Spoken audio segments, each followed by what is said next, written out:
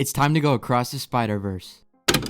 Hey everyone, thank you so much for tuning into this video. So I was lucky enough to see Spider-Man Across the Spider-Verse just a couple of days early for review for you guys, and there is a lot to talk about. But real quick, before I get into my thoughts, make sure to comment down below. Let me know your thoughts on the movie. Are you anticipating it? And tell me once you've seen it, what did you think? Does it live up to the first movie? Does it surpass it? What are your hopes for the next movie? Tell me all of that down below. Going into this movie, I wasn't expecting it to be better than Into the Spider-Verse. I wanted it to at least be just as good or close to as good, but because of how much I love Into the Spider-Verse and it being one of my favorite, if not my favorite animated movie of all time, I couldn't expect this to hit that same mark for me. It just felt like a feat that would be unreachable, impossible, unachievable. Above all, I just wanted to see more brilliant animation, an expansion on Miles and Gwen's story, as well as just sort of fleshing out this world more, and delivering on a satisfying enough first part to this two-part journey. But coming out of the movie, I'm at a loss for words. It's incredible the amount of artistry that went into this movie and the amount of things that they were able to pull off at such high effect that in a lot of ways absolutely did surpass that of Into the Spider-Verse. Now, to say if this is my favorite between the two, that is hard for me to decide just yet. I feel like I need to let it marinate just a bit longer. I need to go see it again. But as I was sitting there processing the movie, all I could think about was how satisfied I was with the final product and how I really couldn't pick out a single flaw for the movie. Just like Into the Spider-Verse did when it came out in 2018, I think this movie yet again redefines what can be captured through the medium of animation in storytelling. Upping the stakes, this movie journeys across multiple different dimensions with multiple different art styles, sometimes having those different art styles stacked on top of each other and present at one moment within a scene. It's breathtaking. It's like looking at the Mona Lisa. It's like going to the Louvre. Think of the greatest feeling you've ever had or the best thing that you've ever looked at in your life, and this movie is up there. And I gotta tell you, it was perfect.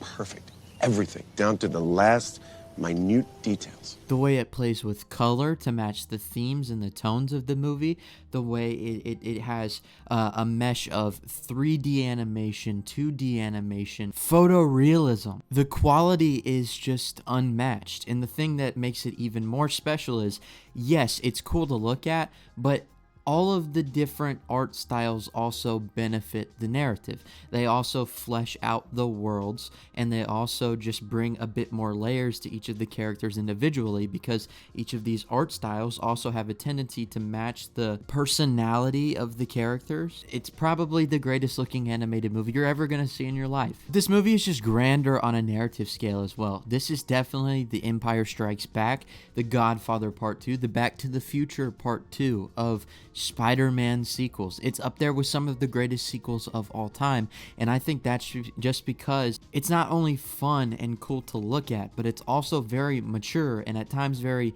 introspective, and these characters are dissected in a way that goes way beyond the bounds of animation and what a superhero movie typically is. I think Lord and Miller really understand the character of Spider-Man better than most. They understand that there's a weight that comes with the character. There's a level of scrutiny and a level of sacrifice and risk that comes with putting on that mask and fighting for your city. The movie tackles themes about morality, but also mortality, as it shows that these characters, while they've got these special abilities and these powers that can help a lot of people and that can help them do very cool things to protect the people around them, they're not invincible, and they can also still be put in a position of trouble to where not only are they putting themselves at risk and in danger, but also the people around them as well that they love the most.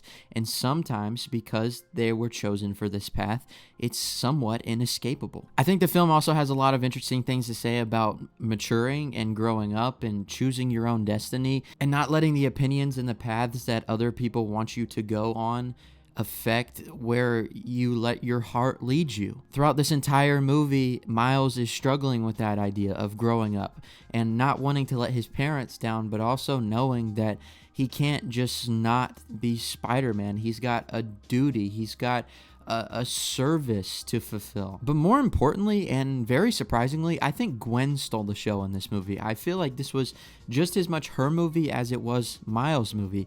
For once, we get to see a look at her world. We get to see a look at her home life, her relationship with her father, as well as the other people around her in her life. And just like so many of those other Spider-Man stories that we've seen, you get a peek into her life and realize that she's also been through a lot of heartache and has also had a lot of things happen that were out of her control that led her to take on the mask, take on the persona, take on the responsibility that comes with being Spider-Woman. I just feel like her arc in particular had a lot of emotional resonance with me, and it definitely will with a lot of other people too. And that's another thing that makes this film so special, is this was Miles's journey, but it's not shying away from giving the other characters around him enough time to shine and enough development to make you care for them just as much. And just so you're aware, this is part one of a two-part story, so the ending is not going to have necessarily a finality. That being said, the ending, the conclusion of this part is still satisfying. It just leaves you wanting more. And when it comes to the cameos, boy, are there a lot of them. Are there so many Easter eggs and so many appearances from every single rendition of Spider-Man you can possibly think of in your brain. They're probably there in the background, even if they're not in the foreground. There's also quite a few surprises that I will say they easily could have felt shoehorned in, but to me it felt very natural and like they actually served the story. And when those moments happened, I was extremely excited and my little Spidey loving heart was very fulfilled. So overall, guys, Spider-Man Across the Spider-Verse yet again redefines what can be achieved through animation. The artistry is on another level. Pair that with a razor-sharp narrative that beautifully fleshes out this world, I was beyond satisfied. So with all that being said, I'm gonna have to give Spider-Man Across the Spider-Verse a 9 out of 10. Awesome!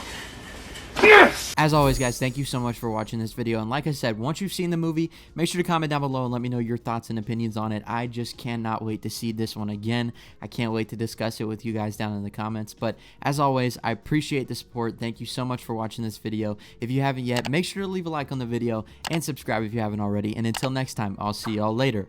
Peace out.